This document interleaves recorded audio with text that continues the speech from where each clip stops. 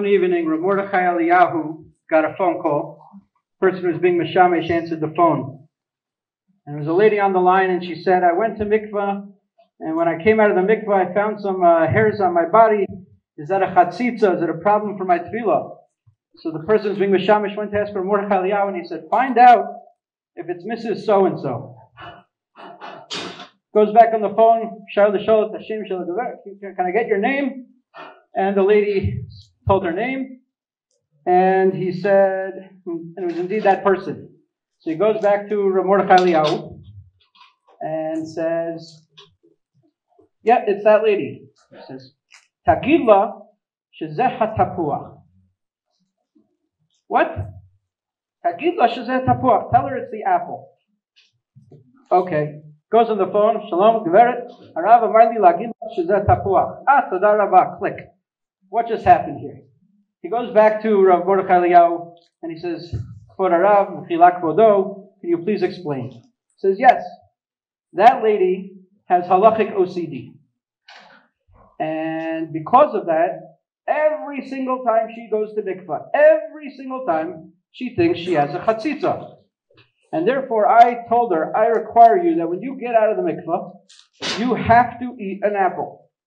The first thing you do. And then, because we're talking about chatzitza midarabbanan, I'm able to be told that it was the apple.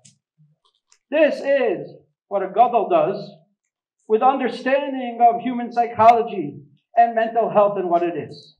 And these shilas are becoming more and more common, greatly exacerbated by the recent corona.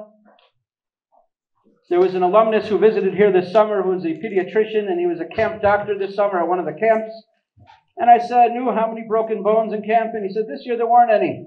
But he said he had a few campers that had to be rushed to hospitals with mental health issues and then sent home to be able to deal with it properly, out-of-body experiences, crazy things that were happening.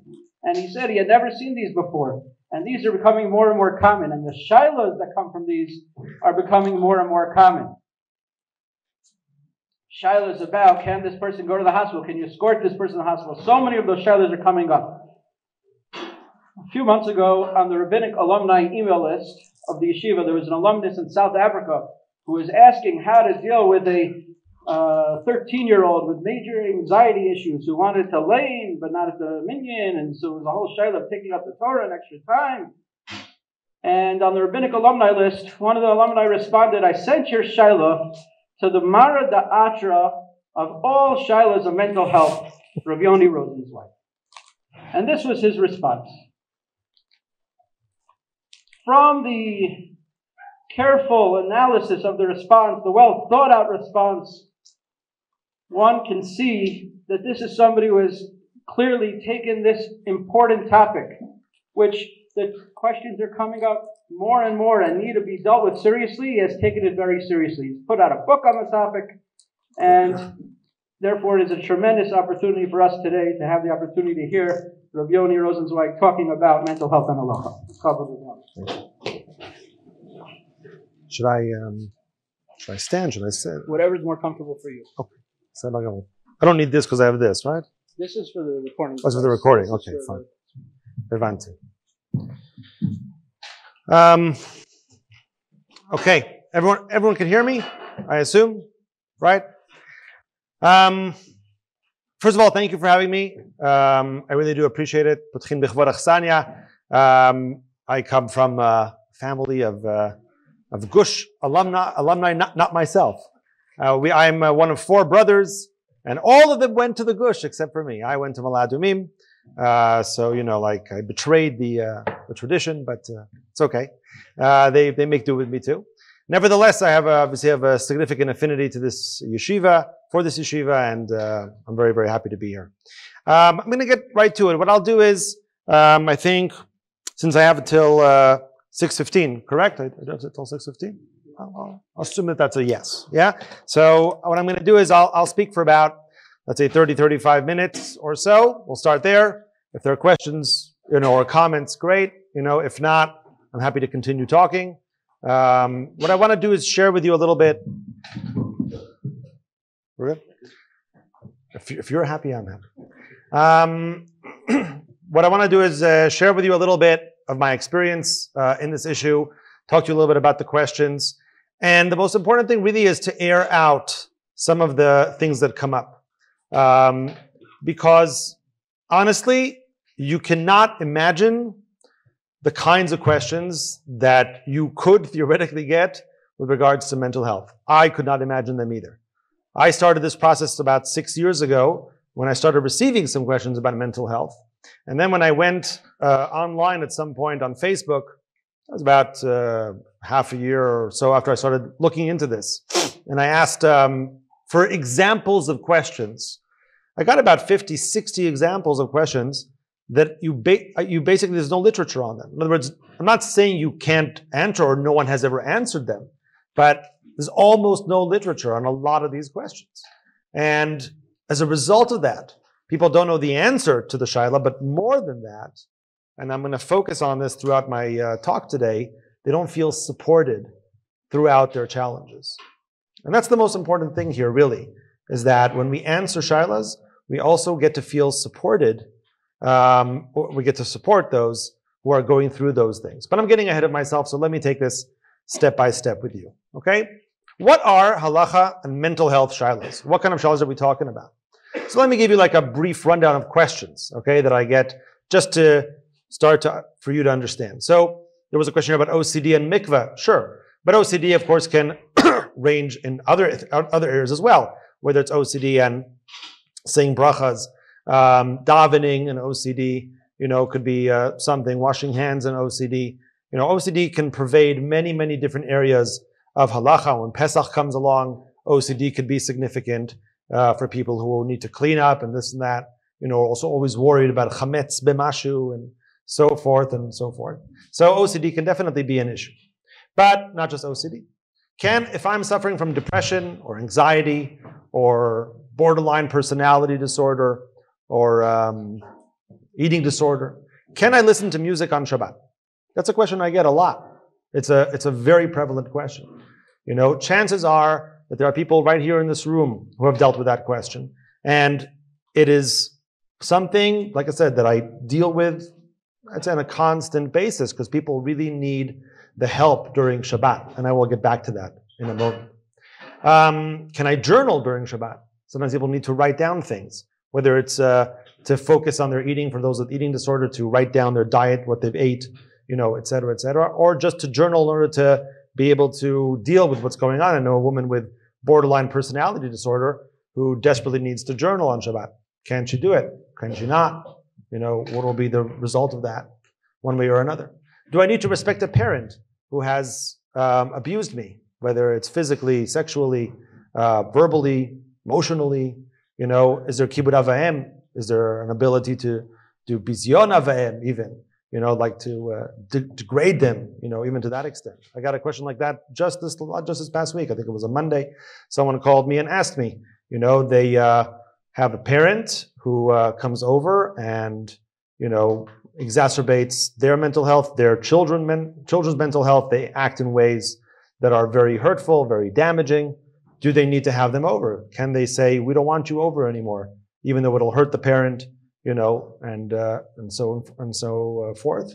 I even had a question about, do I need to pick up my parents from the airport?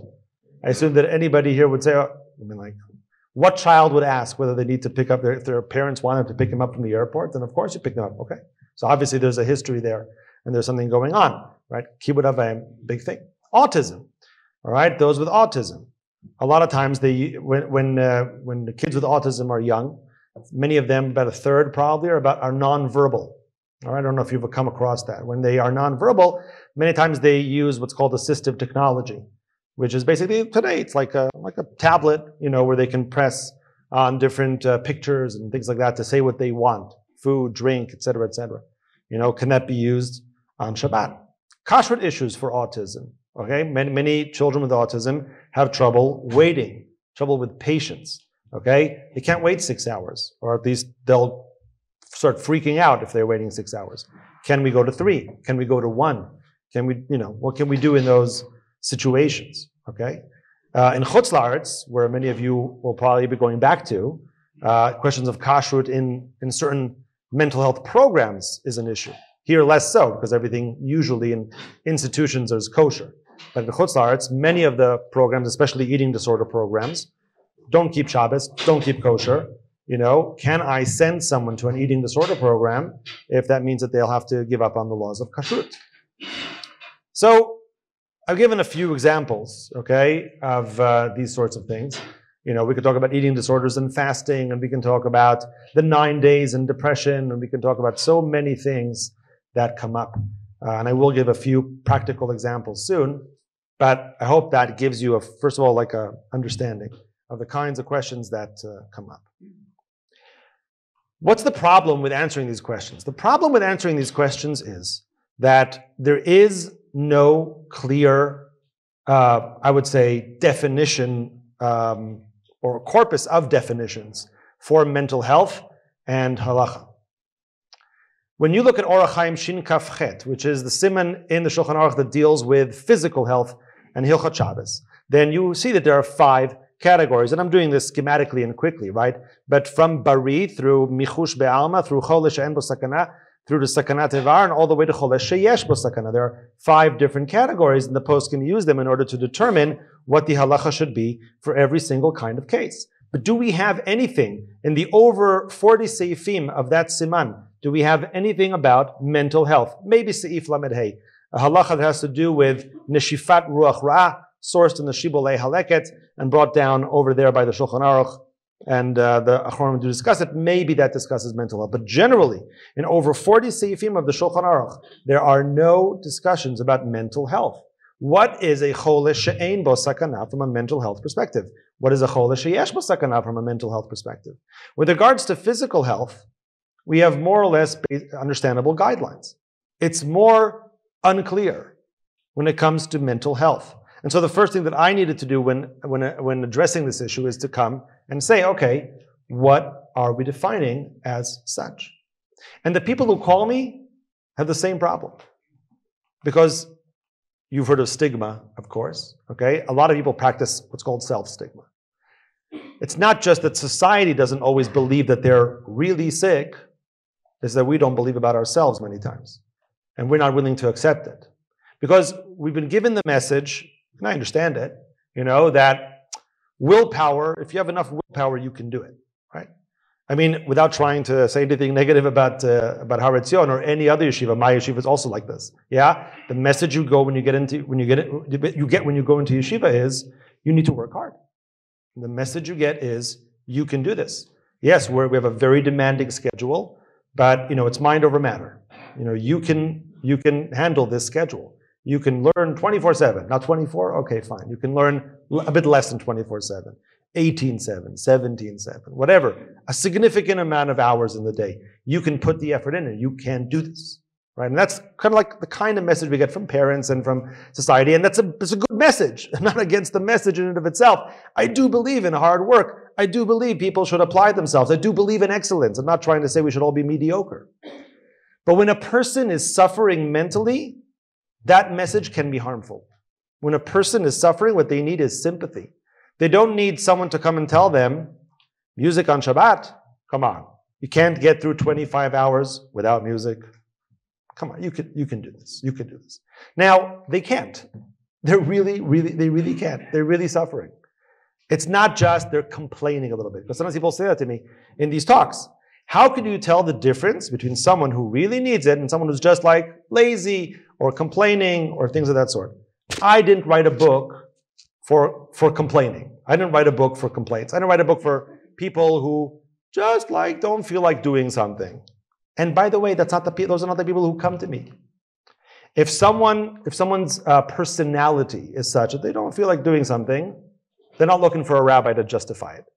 They know that they're a bit lazy. They know that they're not interested or whatever it is, and okay, that's fine. That's their personal struggle. It has nothing to do with me. They're not looking for a heter. People come to me when they're in distress. People talk to me when they care about the halacha, but they also want to deal with their mental. If they didn't care about the halacha, then they wouldn't do it and they wouldn't ask me about it. Sometimes people say, how do you know no one's tricking you and getting a heter when they don't deserve one. I don't even understand the question so much, yeah? Because if you're a mental health professional, I can understand trying to scam your doctor for medication, telling him a story in order to get some pills or something like that. But how could you scam someone for a heter? I'm not even sure.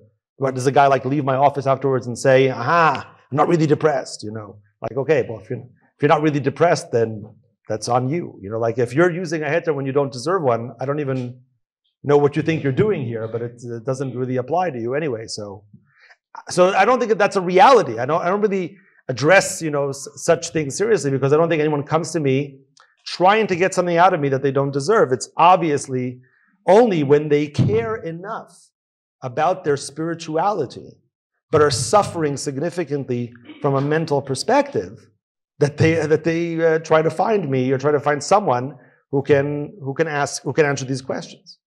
So the distress is real. The distress is real. I don't want anyone here to doubt that. And like I said, you shouldn't doubt it about yourself if you're going through something like that either. What you're going through is absolutely real. It's there. And 100%, you should be honest with yourself about whether you need a heter or you can get through it. Like I said, there are 5 categories in Orach Chaim Shin Kafchet, and category number 2, which I mentioned before, was Michush Be'alma. Sometimes, physically, you have a background headache. You can get through it. You don't have to take medication on Shabbat. Yeah, you'll pull through, right? If sometimes I get like a bit of a background headache on the fast days. Does that mean I break my fast? No, I don't break my fast. I can get through it. I can pull through. But some people can't. Some people, they're bedridden as a result of that. It's not a background headache. It's a migraine. It's serious, right? So once again, people start self-doubting and do I really need and this and that. I mean, of course you should be honest with yourself. But if you know you're suffering, then you're suffering. And don't doubt that. And don't be afraid to say, I can go on like this. Because maybe you can't. And maybe you need help. And like I said, people who are suffering, depression as an example, okay? From depression, they can't get over it any more than anybody could get over cancer. They need real help. They need someone outside, a mental health professional. They need therapy. They might need antidepressants. They might need something. Those are real problems. Real problems. So all that is to, once again, give a framework for our discussion. Okay? Because once again, a lot of people start thinking to themselves when I talk, why is he talking about this heter or that heter? Is it really so necessary? And the answer is, yes, of course it's necessary. That's what I'm talking. I'm not talking about cases where it's not necessary. I'm talking about real issues. Now, let's get our halachics straight. Okay? I wrote, as you know, a book on the issue, and there I brought all the sources and discussed them, you know, at length. But I'm making it short and sweet over here, so we can talk about real cases. So I'm just going to give you the basics of the definitions. Well, a healthy person is a healthy person, you know. So bari, we know what that is. What's a chole sheyesh bo sakana on the other end of the spectrum? So in my book, I mentioned 3 different categories. One category for chole sheyesh bo sakana is those who are basically in a situation where their physical health is a chole sheyesh bo sakana. They're physically, okay, in danger, and their mental health might affect their physical health. Okay, that's case number 1. Case number 2 is someone who might hurt themselves or other people, suicidal thoughts, obviously, you know, that sort of thing. Someone who might hurt themselves, hurt other people, you know, those as a result of their mental state, those individuals should be considered a chole sheyesh bo sakana. What about a third? A third category is the actual shtut. So I'm not going to go right now into the category of shote, but in broad strokes, psychosis, mania, okay? Both of those situations, either psychosis or mania, could be considered a chole sheyesh bo sakana. So if someone is in that situation or will deteriorate into that situation, then you can stop it by doing something. That's a chole sheyesh bo sakana. And in those situations, even a deoraita is allowed. If someone is in danger of going into a psychotic state or is in a psychotic state, but will not hurt anybody, and you can wait till after Shabbos to take him to the hospital, you break Shabbos to take him. Because he's a chole sheyesh bo sakana. Getting him out of the psychotic state or the manic state at that moment is important. But we can wait. You cannot wait. You cannot wait. Even though he won't hurt anybody, he won't hurt himself, doesn't matter. Yeah, you can't wait. You take him to get what he needs, take him to the ER, etc., etc. Yeah, and besides that, you can never really know. But even if you could know, that's a chole sheyesh bo sakana. What about a sakana evar, which I mentioned before? it's complicated. I'm not going to go into it so much. I had many discussions with a few rabbis, Rabbi Eliezer Melamed and Rabbi Asher Weiss and Rabbi Yitzchak Sheilat from Ala Adumim, about the category of sakana devar and whether we can apply it also in mental health context. Some people were, shall we say, more enthusiastic. Some people were less enthusiastic. I think also, if I remember correctly, I had a discussion also with Rav Hershel Schechter about it, and he was more supportive of the idea. But whatever, it's a complicated halachic category to apply. At the end of the day, I tried to stay away from applying it, so I'm not going to go into it here as well. Okay, choleshe ein bo sakana. What is that? It's a very important category. Because what I see with a lot of the tshuvas that are out there is that they always try to bring it to cholesh yesh b'sakana. And I understand that, because cholesh yesh b'sakana is an easy category. Like, oh, he could take his own life, right? Not everything is suicidality, though. Not everything is suicidal ideation. Not everything is really dangerous. A lot of things are just distress and pain and suffering, which is significant. But not everything can really be. I understand the desire to get to a safe place from a halachic perspective and say, once I define it over there, but then does it really fit reality? And number two, are you not stretching the halachic category to a place where it becomes a little bit ridiculous? So therefore, I think we need to discuss seriously the possibility of a cholesh she'en bo sakana, what that would mean. And once again, in broad strokes, what that means is functional consequences. I'm sure you guys have heard of the DSM, basically the Bible of psychiatry, the DSM Diagnostic and Statistical Manual. Right now we're in version 5, so the DSM 5, almost in every one of the disorders mentioned there, talks about functional consequences. Meaning, what is the tachlis? When someone calls me and says, like I said before, can I listen to music on Shabbat? Whatever, yeah?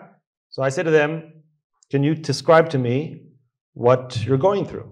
So they describe many times their thoughts. So I say, okay, I needed to hear that, I wanted to hear that, but now I want you to describe to me not just your thoughts and what's going on in your head, but how does it affect your day to day?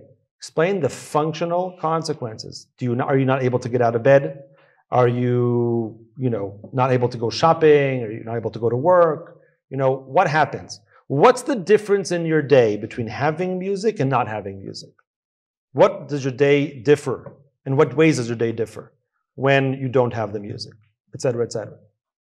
Same thing, by the way, NIDA questions. Many couples, when the husband or the wife has depression, need a hug, sometimes to get through a depressive episode, and they call and they ask, can I have my husband or my wife give me a hug in those situations? So it's a NIDA question. It's complicated, because, en mitrap in be'arayot, supposedly not even to, with Erva we say yehareg v'hal yavor, so not a simple thing. Supposedly Shabbos questions are easier in that sense, but okay, question is what can or cannot be done. But yes, basically, we need to understand that the difference, before I even go into the halachic answer to the question, the difference many times between a hug and not having a hug is the difference between being able to get out of bed, take care of the kids, go to the store, make dinner, make Shabbos. Yeah, a hug can do that sometimes. Yes, sometimes the support that you give is that. So just to be clear, when I give a heter, it's because I know that it will help the person on their trajectory of getting better. I don't just give a heter because I feel bad for them, like, oh, you're suffering, so here's a candy, you listen to music on Shabbat, right?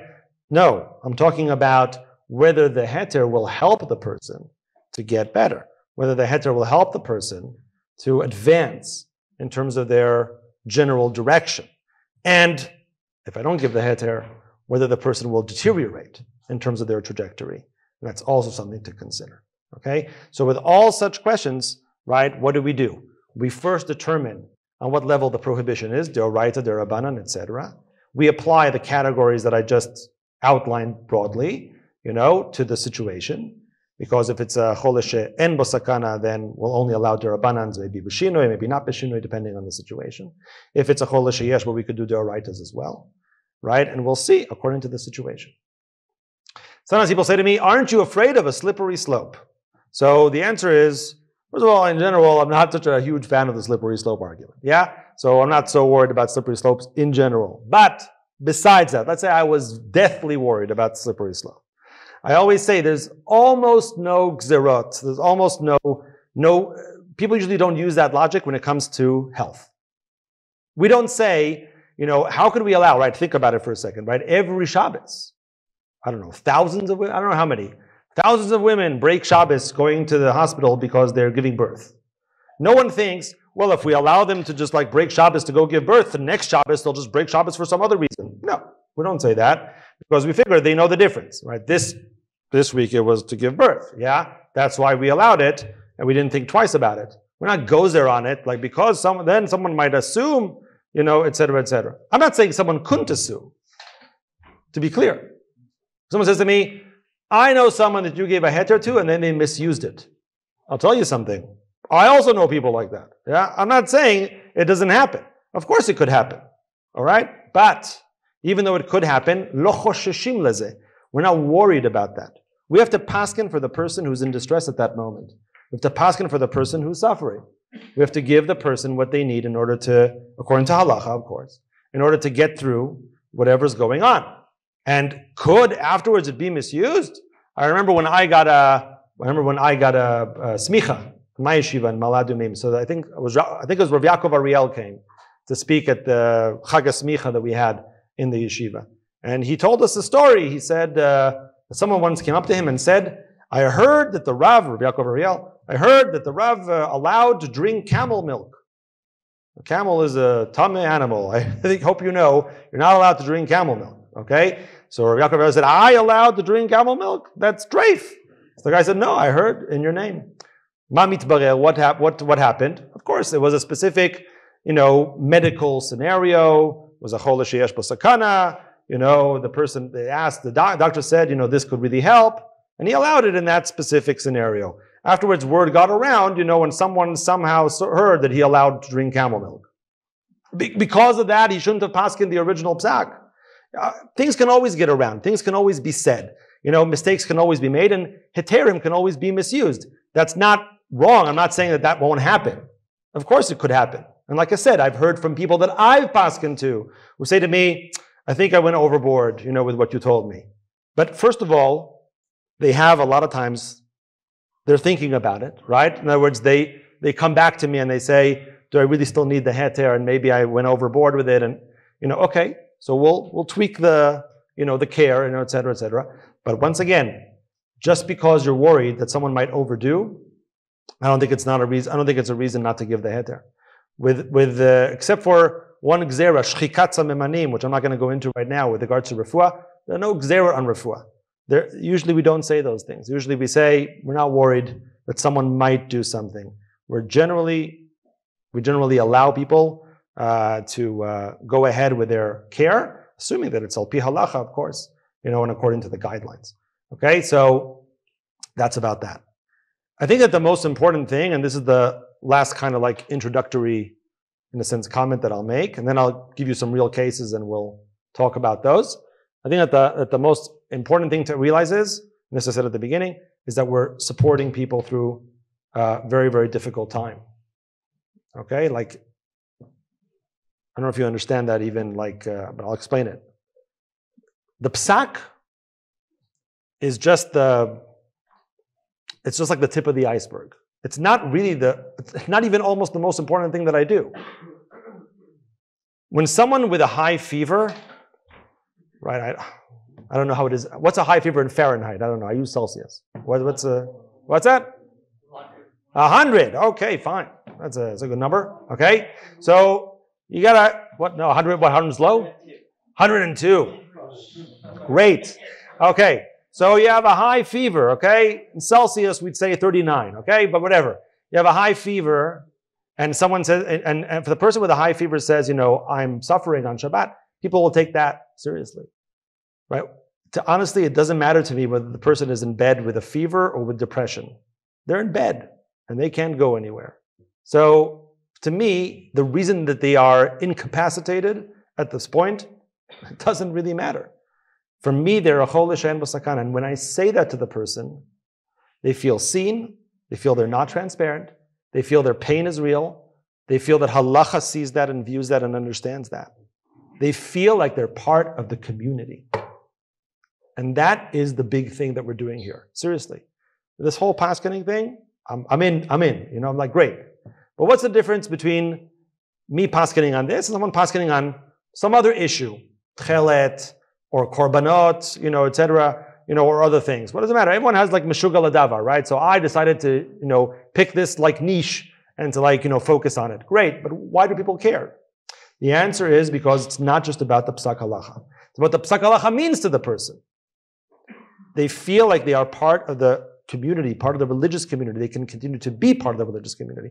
I cannot tell you how many people who are no longer religious have written to me since my beginning this project about, like I said, 5-6 years ago. How many have written to me, I wish I would have known you 20 years ago. Like they're not religious anymore. And it's too late for them, right? But they tell me how their mental health struggles led them outside of religion. It was incompatible for them. It was incompatible to be also religious and also to care for their mental health. And what I'm saying is it's not incompatible. And I always emphasize it's not about a heter. It's not about being lenient or stringent. The people who call me don't want leniencies. The people who call me just want to be heard and seen. Seriously, if they wanted leniencies, they would just do whatever they wanted to do. What they want to know is that there's a place for them with their struggles within Judaism. And many times they want a chumrah. Many times they want you to say, look, you can't just do whatever you want, because they want to feel like they're still being Mekayim mitzvahs. Think about it for a second. What do we say about stigma? Stigma shames people, makes them feel ashamed. And if I tell someone not to fast on Yom Kippur, will they feel ashamed? Absolutely. You're reinforcing their self-stigma a little bit when you tell them not to fast. Now I would. Someone with anorexia called me and said, do I need to fast on Yom Kippur? I would say, don't fast. Many times I would say, don't fast. Not always, but many times, don't fast on Yom Kippur. Does that help or hinder them? It's hard for them to hear that answer. Many people told me before this past Yom Kippur, I don't want to hear it. Don't tell me that. Don't tell me that. Don't tell me that. Tell me I can fast. People want to fast. They want to be religious. They want to feel part. And when you tell them they shouldn't fast, they start asking other kinds of questions. Does God hate me? People ask me that question. My father, went to Rav Soloveitchik's class. I'm a brisker. I don't answer questions like, does God hate me? You know what I'm saying? Like, I don't know the answer to that question. I don't know what God thinks. It's not my style. Yeah? But when people ask me that question, I need to answer them. Seriously. And the answer, by the way, is no, if you're wondering what the answer to that question is. The answer is no. Yeah, it's always no. I always tell people God does not hate them. But they do ask me those straight up questions. Does God hate me? Am I still Orthodox? Am I really part of the community? Now that I'm not keeping Shabbos like everybody, not fasting on Yom Kippur like, et cetera, et cetera. What's even left for me? What makes me religious? What makes me Jewish? What makes me connected to Hashem? It's very difficult. People are looking for that connection. And like I said, me paskening for them is 20% about the psak, yes, but it's 80% about me as a rabbi. I've brought them into the community. They're part of the Orthodox community because I've given them a psak, and they can continue to tend to their mental health while also continuing to understand that they are part of Orthodoxy. So it's that. It's very, very important for them to be seen. A young girl called me up. She didn't call me up. She left me a WhatsApp message. 8.5 minutes, right? No, it's a long WhatsApp message, right? No, how much you put on double time, right? If it's 8.5 minutes, you don't, you can't listen. So anyway, but 8.5 minutes. She's in America. I was here. I got up in the morning. I found this message. She was crying through the whole thing. What was the story? She has DID, what's called dissociative identity disorder. She dissociates. She loses time. Okay, she does things and she's not aware of it. She wakes up the next morning and she finds out she doesn't remember the entire past evening. Whatever it is. Okay, so she left the message. She was crying through the whole thing. Like I said, she said that while she does not remember the previous evening, she nevertheless, her phone remembers what she did, and it was very bad. She didn't tell me exactly. I don't know. She slept with someone. She ate tray. I don't know what she did exactly. But it was clearly very, very bad and very non-Orthodox. And she was beside herself. That's not a halachic shaila per se, right? Because obviously, what would anyone here say? I would assume you'd all say the same thing that I would say. You weren't cognizant of what you were doing. You weren't conscious at the time. It's your body was doing things, but your mind wasn't in it. You mean like what? You're an anus. It's not on you. Anus rachmana patre. And you'd be right to say that. And she knows that too. She didn't send me that message because she really thought I was going to say that she's now going to hell for what she did or anything of that sort. She didn't think that I would say that. But she wanted to know that she's still part of my community, so to speak. She wanted to know that I accept her. She wanted the support. She asked me, so to speak, a halachic shaila. Yeah? But it wasn't about that. It was just about asking the shaila and getting the response. It wasn't about the content of the response, which she already knew, I think, before, what I would say. But it's that. People go through a lot of difficult times. And they need that support and they need that help. That's what I'm trying to do. That's what we need to do. Let me put it to you differently. We need to normalize the conversation and normalize the psika around this issue. Look, for the book, I went to 14 different poskim. Okay, I did that because that I wanted to make sure that the book would be accepted, not for me, but for the mitmoredim, for those who with mental health challenges. I didn't do that because I wanted to get my name out there. I did it because I knew that if my name was on it, then with all due respect, people would say, who's Yoni Rosenzweig? It's a great book, but who is this guy? Yeah? Okay. So I understand that and that makes sense to me, but I want people to follow the book. I want the book to be helpful to them. So therefore, I did the work and tried to get psika from significant poskim, and I went all throughout the Orthodox spectrum, because no matter who I went to, there was always someone who didn't like that person. You know how we are in the Orthodox world? Yeah? Doesn't matter who it is, by the way. Doesn't matter. You might think, oh, but that rabbi everyone agrees with. Not true. Yeah? It's just every single person. It's unbelievable. Yeah? Rav Eliezer Melamed, half the world, whatever. Rav Yuval Sherlow, he's too liberal. Yeah? Even Rav Asher Weiss. I was at some place. Who'd you ask? Rav Asher Weiss. You asked Rav Asher Weiss? Are you crazy? Okay, fine. Okay, everybody has stuff. I don't know what to say. Yeah, I think that all these people are Baruch Hashem. They have wisdom and they're Talmidei Chachamim, etc. But that's how it is, right? So I couldn't just ask one posek, and everybody has their person that they respect.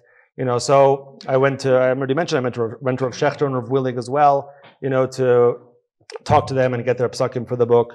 Rav Asher Weiss, I mentioned, Rav Yaakov Ariel, Rav Dov Lior, Rav Yuval Sherlow, Rav Baruch Gigi here from Har Etzion, and Rav Re'ema Cohen from Otniel, and my Rebbe before he passed away, Rav Rabinovich Zatzal, Rav Henkin Zatzal before he passed away. I also had the occasion to sit with him, and Rabbi Yitzhak Shaddai. It's fun to name drop, right? Anyway, so the point was just to say that the importance for me of that was once again to make sure that, obviously that was getting it right, but it was also to make sure that people were getting the information. But the reason I mentioned it was to say that when I went to the poskim to discuss these issues, it was clear that some of these issues were new to them, which is fine. I'm not criticizing the poskim. Like I said, I treasure every moment that they gave me. But yeah, these questions are new. These questions are unusual. We need to normalize the understanding around these things, or normalize the psika around these things, right? And to understand that these things are not strange. And when people know that they're not strange, they'll avail themselves of those things.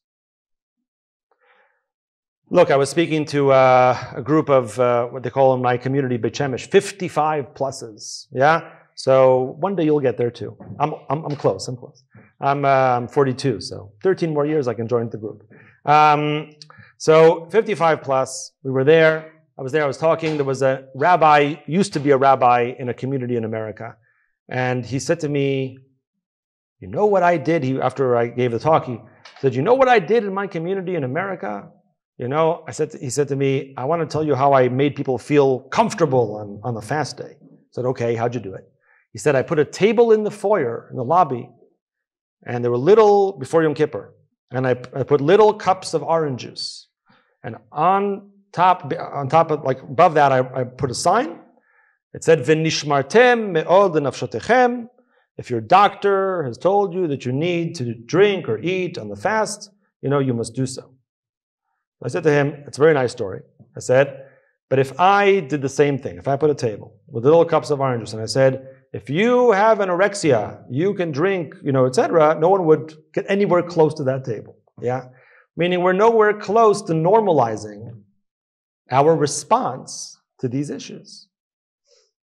And by the way, that's true also in a yeshiva framework. And once again, I don't know what happens here. It's not criticism about this yeshiva. I look at myself, okay? I'll talk about my own yeshiva, okay? So when I was in Shir Aleph, where are you guys? Are you Shir Aleph? What are you? Sorry? I'll bet. Okay.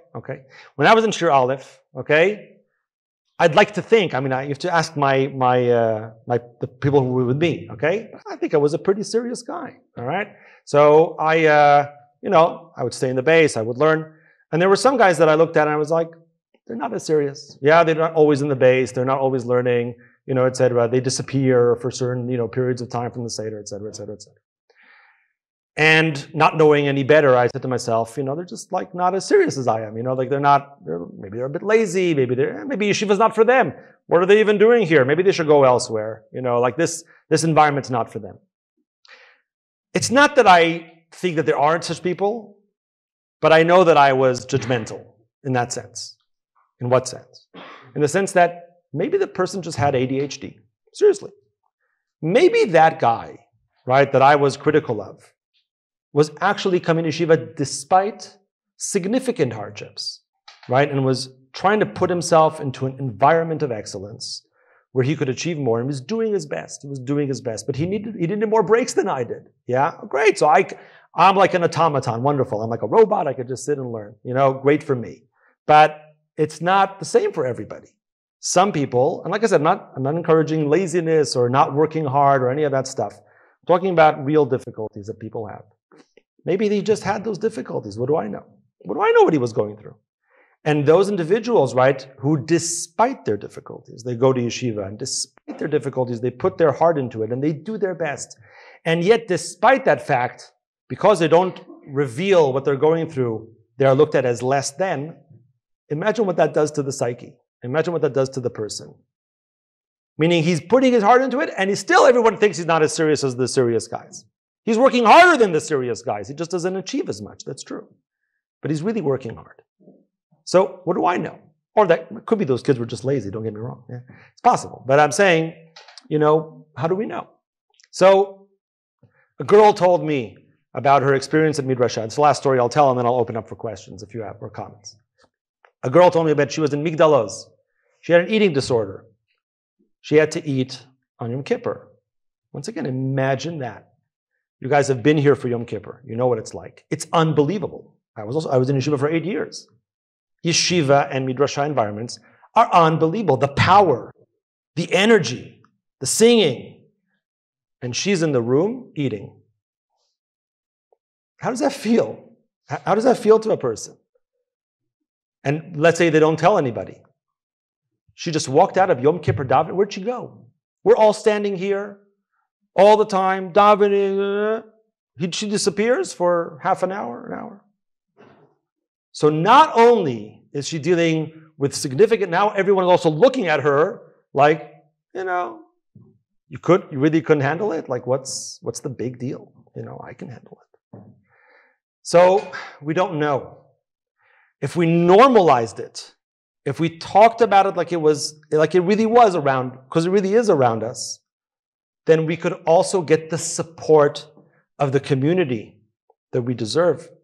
Those of us with mental health challenges could get that support, wouldn't feel weird, wouldn't feel strange, would feel more comfortable to be in these environments. People would respect the kind of effort that they're putting in to achieve their level of excellence, whatever that may be.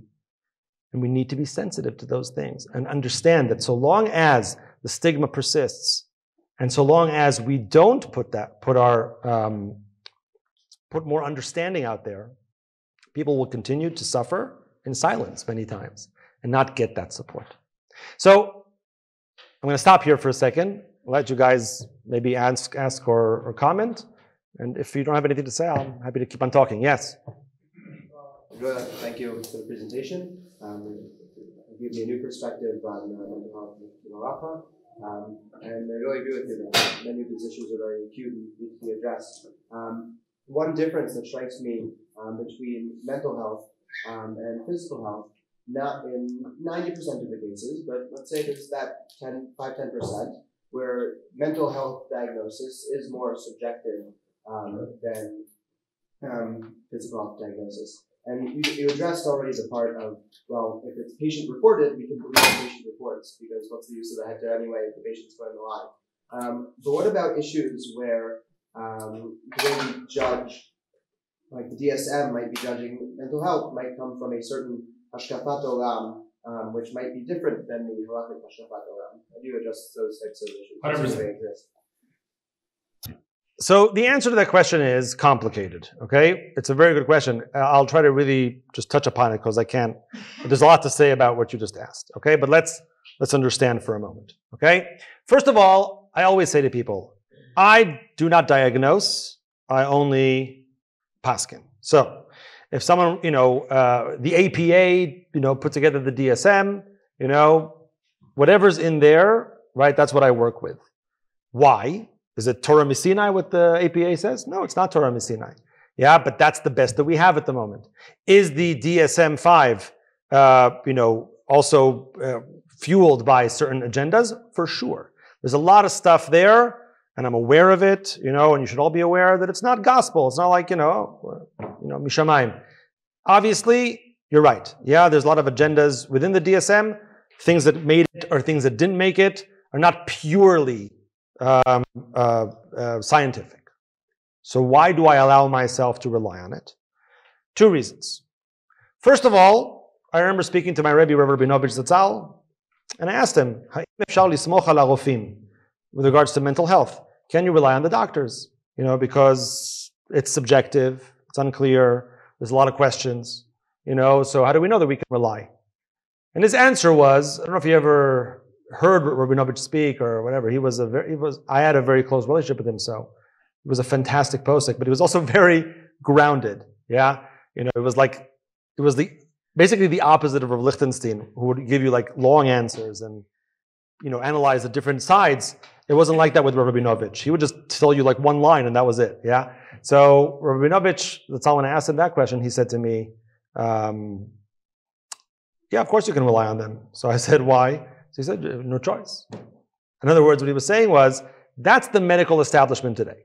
Yeah? In other words, what are you going to do? What criteria would you use? Okay? What are your other choices?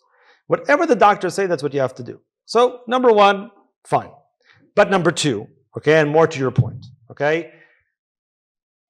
I don't care about the diagnosis. Not really. And by the way, neither does the mental health professional. What do I mean by that? If you come, when I first started asking questions, okay, for the book, so I would come to a mental health professional, I would say, listen, I have a question for the book. I want you to tell me what you think from a medical perspective. Let's say someone comes to you with depression and they want to listen to music on Shabbat. What would you say? Now, when I asked the question that way, what do you think the mental health professional told me? He said, I can't answer that question. Why? Because depression, what's depression? That word is so general, it means almost nothing to me. You can't just say to me, a person has depression, what would be the psak? What the heck is depression? We're talking anhedonia, lack of sleep, you mean suicidal ideation, you mean, like, what are we saying? Yeah, tell me the history, tell me the presentation, explain the behaviors, tell me what's going on with this person, what medication are they taking, etc., etc., etc. So every case is very different, right? So therefore, the terms, whether it's bipolar disorder, or borderline personality disorder, or bulimia, or anorexia, or all these things, they're just words. On their own, they don't mean much. What do? They give you direction, right? If someone told you they have depression, you would think, I don't know if you would, but I would think, okay, I wonder if they have suicidal ideation. That would come to mind. If someone told me they have OCD, I wouldn't go there. I wouldn't necessarily go towards suicide. I'd be like, they have other issues. Suicide is a possibility with OCD. I'm not saying it's not, but it's less prevalent and not the first place I would go. So therefore, the names give us a direction, a place to look. They shine a spotlight on a general area. But what you're really looking to understand is the case. So my point to you is, okay, at the end of the day, the diagnoses, they don't mean anything to me per se. I don't paskin according to a diagnosis. The diagnosis prods me in the right direction to say, how much is this person suffering? And suffering, I can quantify that in halachic terms. I don't need the diagnoses for that. I can quantify the suffering in halachic terms in the way that I explained before. So therefore, at the end of the day, I'm not dependent on the diagnoses. But they do help to point me in the direction of what I'm looking for. Is that clear? Yeah. You said like someone who like at some point would be like bed rest, like where they Bedridden, yeah. Their mental health is so that they can't physically do anything. Is that like it says something for Shabbos though? Like is that like a lovely category? Or they're not. I'm not saying like let's say what you were thinking. They're not in the state where they might just like not be like anything. They might be sad or something like that. At that point, allowed to break some type of lovely barrier. Nafal mishkav or chole kol gufo. These are terms, right, that are used within the halacha with regards to Hilchot Shabbos, right? You said the word sad, so it's a little bit misleading because you're saying, what if he's a little bit sad? So once again, we can all say like, he's a little bit sad. What's the big deal? Yeah, like cheer him up. Yeah, but it's not like that, right? So someone with depression, assuming that it's clinical depression, you can't just cheer him up. Sometimes it works, sometimes it doesn't, but it's not so simple. Yeah, sometimes they need very specific things. It's also some of this also has to do with understanding the mechanism. All right, when I say music, I understand that you might think that what I'm trying to do is cheer him up, but that's not at all it. It's not like he's depressed, aka sad, so I'll give him music, happy music, he'll be happy. That's not it. What I'm trying to do is get him out of his head. Okay, once again, I'm doing this schematically. People who are depressed are living in here. I'm sure there are people here who know what I'm talking about. You live inside here, and you keep on living inside here, and you torture yourself inside here. Okay? So nothing that happens on the outside can really touch you because you're not living on the outside. You're living in your head and you torture yourself. And everyone tries to help you and they can't. And so you start feeling like you're a burden to society because, come on, my family would be better off without me. Let's be honest. They come in here to the room, try to get me out of the bed, etc. Day in, day out. It's been months like this, and I'm not getting better. They're just like worried about me. They're already, they'd be better off without me, right? So I just did that very schematically, right? But over months, yes, of depression with no care, a person can get to suicidal ideation. Because yes, a person feels like they're not sad, like they're hopeless, okay? It's not about cheering them up. Music helps because for a little while, they can get out of here and not have those thoughts rattling around in their head and not have this whole depressive sort of thing just weighing them down, Like I always say, depression or many mental health issues, it's not like jumping off a cliff. It's like sinking in the mud. It's slow. All right? It's not a one-shot deal. It's very slow. And therefore, many times you can't see it right now. Like right now, he needs the heter. He doesn't seem like in any danger. You're right, because he's slowly sinking. But if you give him a heter, then you can start pulling him up a little bit, or at least stop the sinking, enough for him to go and get the help that needs, therapy, etc., and get out of this mess, right? But that's what I'm saying. Yes, if the person is in bed, right, and he's not functioning, it's not just about that moment. We're thinking broad. Do you get what I'm saying about this? Yeah, that person is nafal mishkav. He's in trouble. We need to get him out of the mess. That's what I'm saying. Okay? Yeah. How would a posik, first of all, thank you so much for coming to speak to us. It's absolutely amazing. How would a posik, in regards to halacha and mental health issues like yourself, address an individual who have never sought to fight for sought help, but evidently from an outside perspective is putting himself in some sakana in order to hide his goals? How would you, and perhaps a professional team being brought could compel him to take him out of that position, or how would that be addressed? I'm not sure what you're asking so much. Like he's putting himself in a dangerous situation because of halacha. So then, perhaps is not has not satisfied people evidently is putting himself in people's lives because he wants them to be spoke, and perhaps convincing him to go on ahead. Saying so, of course, that's what needs to be impressed upon him, you know. Look, I always tell people, like, you know, it's not just mutar, it's mitzvah. In other words, we need to tell people, not just you're allowed. Sometimes I tell people you're allowed to do this and this and that. I think they get a parv feeling from me. You know, so when I see that, I tell them, I want to make it very, very clear. You have to do this. Yeah, it's a mitzvah to do this. You're doing the right thing when you do this, not just allowed. You know, so yeah, of course, people do things like that, you know, and I've seen it. People are, do I need to fast? I said, you don't need to fast. After the fast, they call me, I fasted, and now I deteriorated. So I said, okay, that's not good. You know, like I tried to impress upon you that you don't need to fast, you know, and you went ahead and did it anyway because you thought it would be fine. You know, now you're back with your eating disorder. You're back doing very negative behaviors, you know, et cetera, et cetera. Of course, to impress upon people, you know. It's fine. Yeah, then, yeah.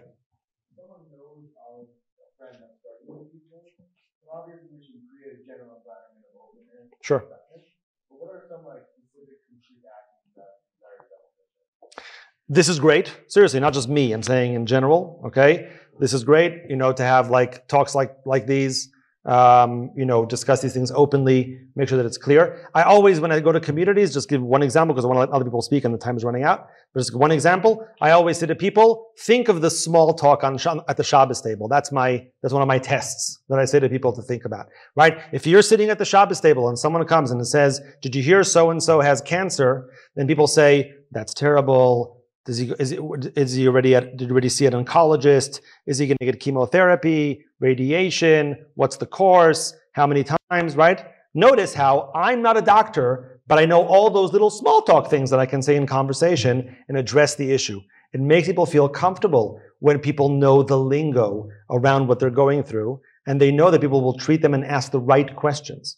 But when someone says, same story, same scenario, did you hear so-and-so has depression? There's an awkward silence at the table many times. People don't know what to say now. What is he even supposed to do? Regular GP? Does he go to a psychiatrist? Is a psychologist? Does he need pills?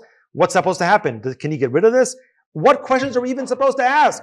I think a lot of people don't even know how to small talk about mental health.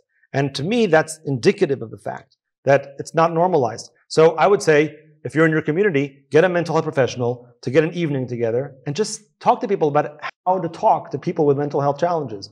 What are the right things to say? What are the right things to ask? You know, et cetera. So when you see them in the street suddenly, you're not like falling all over yourself and swallowing your words. How are you? What do you say to someone who has depression? You suddenly meet them in the street. What's the right thing to say? What's the wrong thing to say? We don't know. I didn't know until 5-6 years ago. Seriously, because I never learned about it. And I'm sure I said wrong things to people. And I'm sure a lot of people in this room don't know either. That's okay. You know, but you can learn. And I think that will help to normalize, amongst other things. Yeah. Last question. And then you guys can walk me out and you can ask me other questions. Yeah. I'll let you. So to what degree can somebody who isn't the individual with a mental health disorder help? What does halacha give them to do to help somebody? For example, you don't have a mental health disorder, but you can be helpful to somebody on Shabbos. Sure. So to what degree can they do something? Great question. Generally the same. In other words, the same as the person can do. Okay? But it's sometimes it can be a tough question. I'll give one example just to address what you're saying, okay, which was new to me. It's a question I got this Yom Kippur. It was a new question, okay? The question was like this. There was a young girl, she had anorexia, okay? She obviously needed to eat on Yom Kippur. There was no question about that. That was the easy part, okay? But she had just started a diet plan and she was just getting better. She was just starting it, okay? And the way that they were going to help her also, you know, is that always the family would sit and eat with her together. And they were worried because she had never eaten alone. They were worried that if they didn't eat with her on Yom Kippur, that she would not be able to eat on her own. So if they were all in shul, right, and she was alone to go through her diet plan, they weren't sure that she was going to go through with it, right? So she obviously has to eat. And if I say she has to eat, I believe that that's pikuach nefesh for her to eat, right? Can other people sit with her and eat as well? Yeah. So if I'm serious about it being pikuach nefesh, suppose the answer would be yes. But that's not a simple question, right? So what did I actually say to the person, right? So first of all, you can always say, well, maybe there are other people who need to eat. Maybe an older grandfather, etc. Maybe a young kid who's anyway eating. They could sit and eat with them. You could make that. I also said, maybe it's not about, they've never tried this before, so they don't know. I said, maybe she'll be fine. But also maybe I said, maybe it's not about sitting and eating with her. Maybe the mother can stay behind from shul. Just sit with her and, through the process and be with her, etc. Obviously, I'm not going to say, sure, you can eat, because it's not simple for me to say to someone who is not in that situation that they can eat on Yom Kippur. But if all else fails, if they're in real time, if she's not eating unless someone else eats with her, I would totally say to eat with her. Yes, I would have said that. I told them that as well. But I said, try everything else first, you know what I'm saying? But yes, I am serious about anorexia being pikuach nefesh. And so absolutely, I would tell the other person to eat as well. Thank you very, very much.